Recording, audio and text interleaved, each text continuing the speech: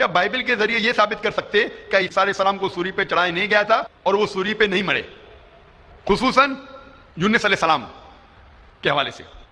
कई बाइबल में वर्सेस है जिससे यह साबित किया जा सकता है कि ईसा अलैहिस्सलाम को सूली पे नहीं चढ़ाया गया था। लिखा है गॉस्पेल ऑफ मैथ्यू में चैप्टर नंबर 12 वर्स नंबर 38 में कि जब लोग आते हैं और ईसा अलैहिस्सलाम से कहते हैं कि आप हमें एक मौजज़ा दिखाओ, हमें निशानी दिखाओ ताकि हम माने कि आप अल्लाह के पैगंबर हैं। ईसा अलैहिस्सलाम कहते हैं कि तुम्हें कोई निशानी नहीं दी जाएंगी, सिर्फ निशानी यूनुस अलैहिस्सलाम की। जिस तरीके से यूनुस अलैहिस्सलाम 3 दिन और 3 रात मछली के पेट में थे, उसी तरीके से मैं धरती के पेट में 3 दिन और 3 रात रहूंगा। यूनुस अलैहिस्सलाम की निशानी क्या है? हमें जाना पड़ेगा द बुक ऑफ जोना।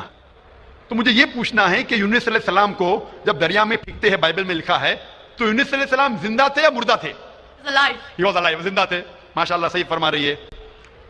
तूफान इतना जोर का आ रहा था, तूफान में अगर एक जिंदा इंसान को डालते हैं, वो तूफान में दरिया में इंसान मरना चाहिए, लेकिन यूनुस अलैहिस्सलाम मरे या जिंदा थे?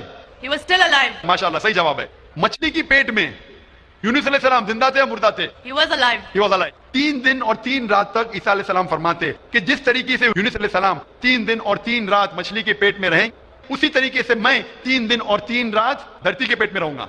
उसका मतलब ईसा अलैहिस्सलाम जिंदा थे। अगर जिंदा थे तो सूली पे नहीं मरे हो। तो इसीलिए बाइबल के जरिए एक तरीका है साबित करने के लिए कि ईसा अलैहिस्सलाम सूली पे नहीं मरे। तो अब मैं आपको बताने जा रहा हूँ कि क्या सच में प्रभु यीशु मसीह को क्रूस पे चढ़ाया गया या फिर नहीं। तो इस वीडियो को पूरा ज़रूर देख के जाना, क्योंकि आपने देखा होगा कि मिस्टर जाकिर नायक ने प्रभु यीशु मसीह के बारे में क्या कहा कि उसे क्रूस पे चढ़ाया ही नहीं गया, परंतु 3 दिन वो जिंदा कब्र में रहा और तीसरे दिन उसे निकाल लिया गया। मैं आपको बताना चाहता हूँ, क्या यहाँ पे कोई मजाक चल रहा है या फिर कोई खेल चल रहा है कि हम कैसे भी किसी वचन को लें और उसको गलत तरीके से लोगों के अंदर प्रचार करें और लोगों को गुमराह करें। मैं आपको बताने चाह रहा हूँ कि जिस समय प्रभु यीशु मसीह इस पृथ्वी पर थे, उस समय जो क्रूस की सज़ा थी सबसे भयानक, सबसे खतरनाक यही सज़ा थी।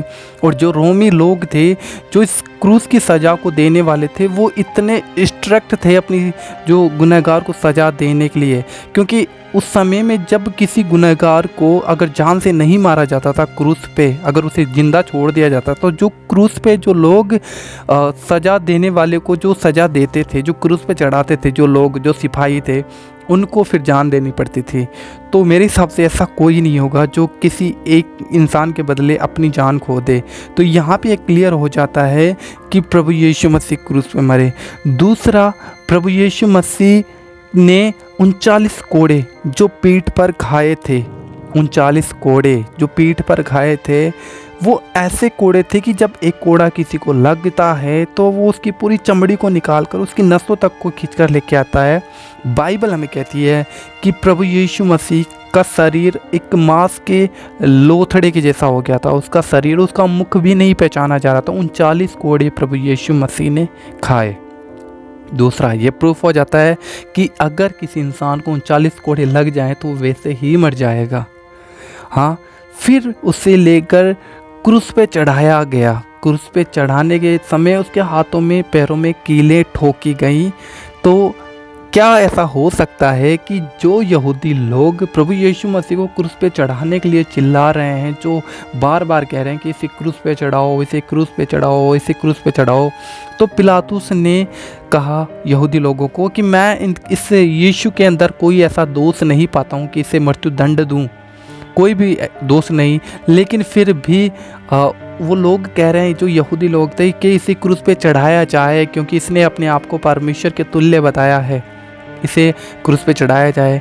तो उस पिलातुस ने कहा कि तुम्हारा जो ये जो फसह का त्योहार है, उस समय में हम एक जन को यहाँ पे जो गुनाहगार है उसे छोड़ दिया जाए। तो उसने 2 सामने ऑप्शन रखे, एक तो बरअब्बा जो कि डाकू था, बहुत बड़ा चोर था, वो बहुत लोगों को मारता पीटता था, और प्रभु यीशु मसीह जो कि बेगुनाह थे। दोनों को सामने रखा उस भीड़ के सामने, यहूदी लोगों के सामने। तो बाइबल हमें कहती है कि पूरी भीड़ चिल्ला उठी और कहने लगी कि यीशु को क्रूस पे चढ़ाओ और बरअब्बा को छोड़ दो। तो वहाँ पे जो भीड़ यहाँ पे जो चिल्ला रही है प्रभु यीशु मसीह को क्रूस पर चढ़ाने के लिए।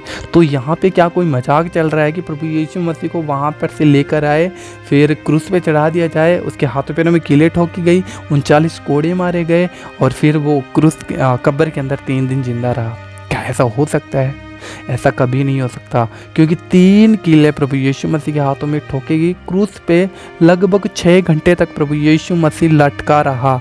बाइबल के अनुसार तो नहीं, लेकिन साइंटिस्ट के अनुसार जब कोई व्यक्ति क्रूस पे लटकाया जाता है तो उसका दिल क्रूस पे लटकने की वजह से, क्योंकि 3 किलो के ऊपर ही वो व्यक्ति क्रूस पे लटका रहता है, और उसके लटके रहने की वजह से उसका दिल फट जाता है और सांस ना आने की वजह से जो क्रूस पे चढ़ाया गया था वो मर जाता है। बाइबल ही हमें बताती है कि जो 2 चोर प्रभु यीशु मसीह के दोनों तरफ क्रूस पे चढ़ाए गए थे, तब जब जाकर देखा गया, क्योंकि वो दिन फसह का था और उस दिन किसी जो ये लोग हैं क्रूस पे जिनको चढ़ाया था तो उनको शाम को उतार दिया जाता था, तो वो दिन फसह का था, इसलिए सिपाही उसके पास गए और जाकर प्रभु यीशु मसीह को पहले तो दोनों चोरों के पैरों को तोड़े, क्योंकि वो लोग नहीं मरे थे क्रूस पे, उनके पैरों को तोड़ा गया और फिर उन्हें क्रूस पे से उतार लिया गया। अब वो लोग प्रभु यीशु मसीह के पास गए और प्रभु यीशु मसीह के पास जाकर उन्होंने देखा कि अब प्रभु यीशु मसीह कोई हरकत नहीं कर रहे हैं, वो मर चुके हैं। तब उन्हें डाउट हुआ कि ऐसा हो ही नहीं सकता, कैसे मर गया। तो उन्हें शक था कि ये नहीं मरा है।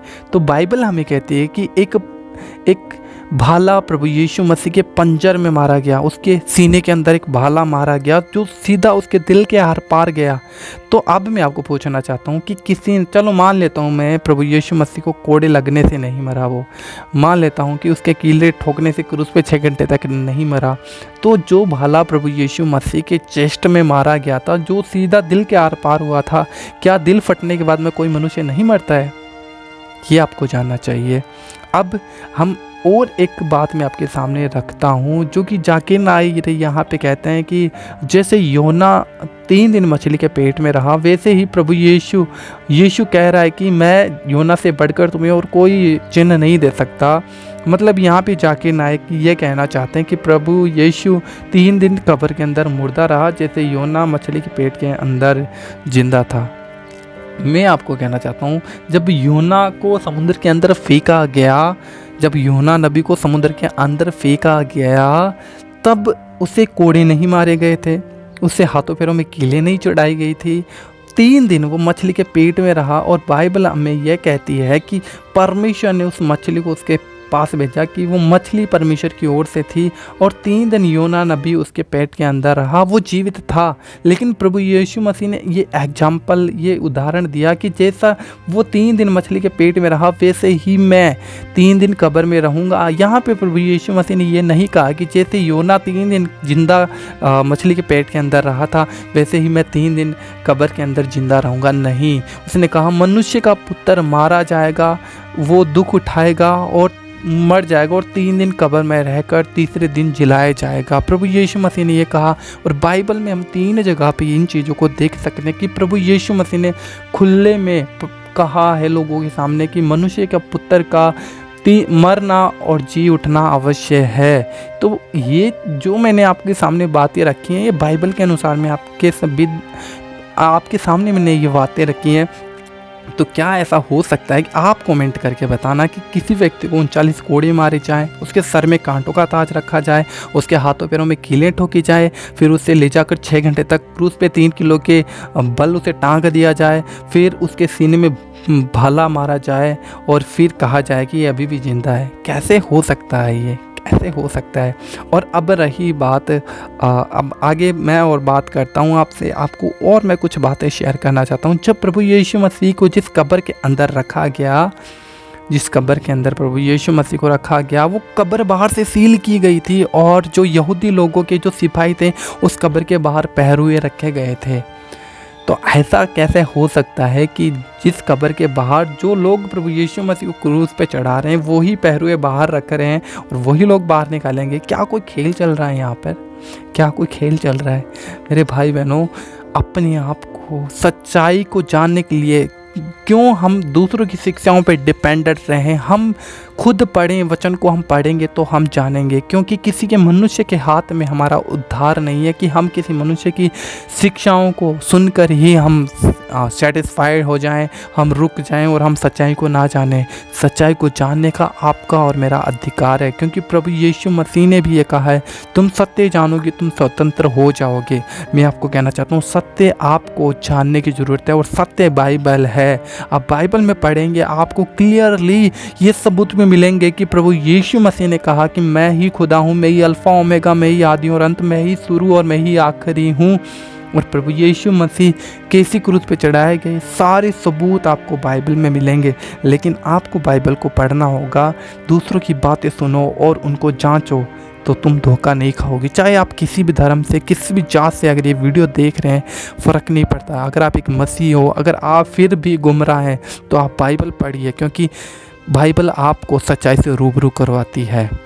बस इस वीडियो में आपको इतना ही कहना चाहता हूँ। अगर आपको ये वीडियो अच्छा लगा और आप चाहते हैं कि जो बातें मैंने इस वीडियो में आपको वचन के आधार पे नहीं की है, तो अगली वीडियो अगर आप इस वीडियो को अच्छा शेयर करते हैं और कमेंट करते हैं कि इस वीडियो को जो कंटेंट मैंने आपको दिया वो वचन के आधार पे मैं आपके सामने लेकर आऊँ, तो मैं आपके लिए एक और वीडियो लेकर आऊँगा। तो आप कमेंट ज़रूर करिएगा, इस वीडियो को जितना हो सके शेयर करिएगा, ताकि लोग जान पाएंगे कैसे गलत शिक्षाएँ प्रभु से हमें दूर कर रही हैं।